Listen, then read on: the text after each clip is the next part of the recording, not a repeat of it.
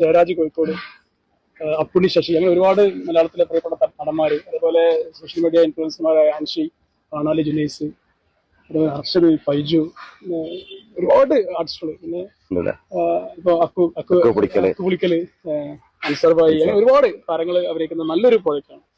എനിക്ക് തോന്നുന്നു ഇപ്പൊ കഴിഞ്ഞ 2024 ആദ്യത്തെ സിനിമ കട്ടപ്പാടത്തെ മാന്ത്രികൻ. അതിനേക്കാൾ താരങ്ങളുള്ള ഒരു ബിഗ് ബഡ്ജറ്റ് ബിഗ് പ്രോജക്റ്റ് ആണ് ഷോർട്ട് ഫിലിം ആണ് ഡേഞ്ചറസ് സ്ട്രൈക്ക്. ഇതിന് കേരളത്തിന്റെ സർക്കാരിന്റെ അതുപോലെ പൊതുസമൂഹത്തിന്റെ ഒക്കെ ഒരു സപ്പോർട്ട് ഉണ്ട് ഈ ഒരു പ്രോജക്റ്റിന്. എന്താ കാര്യം എന്ന് വെച്ചാൽ ഇത് ലഹരിക്കെതിരെയുള്ള ഒരു പ്രോജക്റ്റാണ്. സമൂഹം ഇന്ന് നേരിടുന്ന ഏറ്റവും വലിയൊരു പ്രശ്നമാണ് ലഹരി. പുതിയ തലമുറ നിവർന്നു നിൽക്കാൻ പോലും പറ്റാത്ത രീതിയിൽ വളഞ്ഞു കുരിഞ്ഞു പോയിരിക്കണം ലഹരി ഉപയോഗം അല്ലെങ്കിൽ ഒക്കെ ആയിട്ട്. അപ്പൊ നമ്മൾ ആ സമൂഹത്തിന് നൽകുന്ന ഏറ്റവും വലിയൊരു സന്ദേശമായിരിക്കും ഡേഞ്ചറസ് സ്ട്രൈക്ക്. അതൊരു സിനിമാറ്റിക് മൂഡിൽ ചെയ്യാൻ പറ്റിയിട്ടുണ്ട്. അത്യാവശ്യം കേരളത്തിലെ എല്ലാ വിദ്യാഭ്യാസ സ്ഥാപനങ്ങളിലും റിലീസ് ചെയ്യാനാണ് ഞാൻ ഉദ്ദേശിക്കുന്നത്. അവിചാരിതമായിട്ട് ഒരുപാട് നല്ല മനുഷ്യരായ കലാകാരന്മാർ ഇതിൽ ഭാഗമായിട്ടുണ്ടെന്നതാണ്. എന്താണ് ഇതൊക്കെ ഒരു എക്സ്പീരിയൻസ്? ഈ വർക്കിന്റെ ഭാഗമാകാൻ സാധിച്ചതിൽ വളരെ സന്തോഷം. ഡയറക്ടർ ഫൈസൽ ഹുസൈൻ സാറാണ് ഈ വർക്ക് ചെയ്യുന്നത്.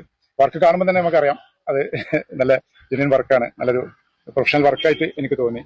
പിന്നെ ഇതിന്റെ സന്ദേശം അത് വളരെ വലുതായിരിക്കും.